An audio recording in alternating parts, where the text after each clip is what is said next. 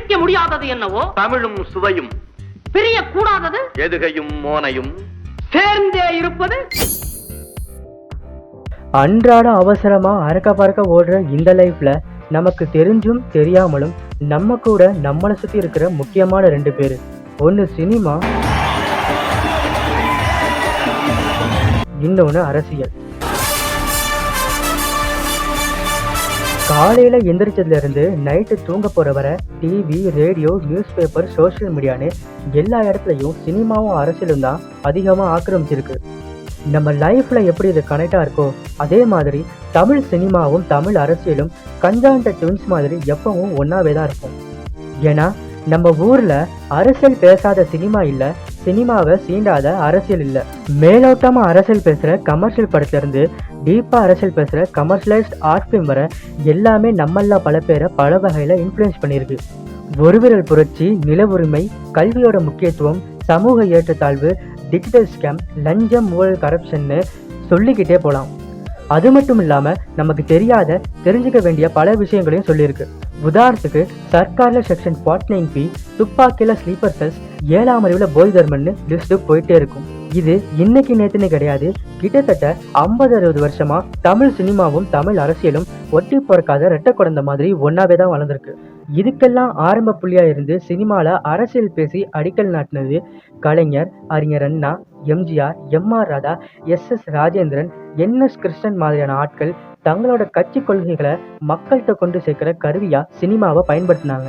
மக்கள்கிட்ட இது பரவலா ஃபேமஸ் ஆனாலும் ஒரு சென்சேஷனல் பூமாகி பிரளயத்தையே உண்டாக்குன படம்னா அது பராசக்தி தான். கலைஞர் கைவண்ணத்துல நடிகர் திலகம் சிவாஜி கணேசன் புதுமுகமா அறிமுகமான படம் தான் பராசக்தி. அந்த காலகட்டத்தில் வந்த படங்கள் பெரும்பாலும் இதிகாசம், புராணம், ராஜாராணி கதைகளை பேஸ் பண்ணி குறைஞ்சது 10-12 பாட்டு வச்சு வந்துட்டு இருந்தப்போ சாதாரண மக்களோட கதைகளை எடுத்து அன்றாட வாழ்க்கையில அவங்க படுற கஷ்டம், பசி, பட்டினி, ஏழை பணக்கார வேறுபாடு, மூட நம்பிக்கைன்னு அப்போ இருந்த உள்நாட்டு அரசியல் ஆரம்பிச்சு உலக அரசியல் வர எல்லாத்தையும் கவர் பண்ணியிருப்பாங்க. இன்னைக்கும் அந்த படத்துல வர பொலிட்டிக்கல் டயலாக்ஸை கேட்டாலே சும்மா அதறதில்ல. அப்போ அன்னைக்கு பொலிட்டிக்கலா சினிமா எடுக்க ஆரம்பிச்சு இன்னைக்கு வெற்றிமாறன், பா ரஞ்சித், மாரி செல்வராஜ் வர அரசியல் தமிழ் சினிமாவோட ஒரு அங்கமா மாறிடுச்சு. பாலு மகேந்திராவோட வீடு, பாரதி ராஜாவோட நிழல்கள், பாலச்சந்திரோட தண்ணீர்னு பல படங்கள் எளிய மக்களோட வாழ்க்கையில நடக்கிற பிரச்சனைகளை உண்மைக்கு நிகரா பேசியிருக்கு. அரசியலை சீரியஸா மட்டும் சொல்லாம சட்டைரிக்கலா சொன்ன படங்களும் நிறைய வந்திருக்கு. அதுல the greatest of all time பிலிம்னா அமைதிப்படை.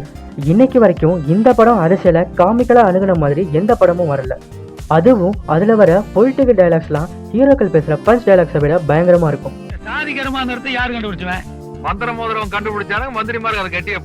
இப்படி எல்லா காலகட்டத்திலையும் சின்ன ஹீரோ, பெரிய ஹீரோ, புது டைரக்டர்ஸ், ஆல்ரெடி எஸ்டாப்ளிஷ் டைரக்டர்ஸ்னு எல்லாருமே அவங்களோட ஸ்டைல்ல பேச வேண்டிய அரசியலை பேசிட்டு தான் இருக்காங்க. அன்னைக்கும் சரி இன்னைக்கும் சரி இந்தியன் சினிமா இண்டஸ்ட்ரீஸ்ல நம்ம தமிழ் சினிமா அளவுக்கு ஓப்பனா எந்த இண்டஸ்ட்ரியுமே அரசியல் பேசினதில்லை. அசுரன், ஜெய்பீம், கர்ணன், பரியேறும் பெருமாள் மாதிரியான கதைகளை மற்ற இண்டஸ்ட்ரீஸ் யோசிக்கிறதுக்கே பல வருஷம் ஆகிரும்.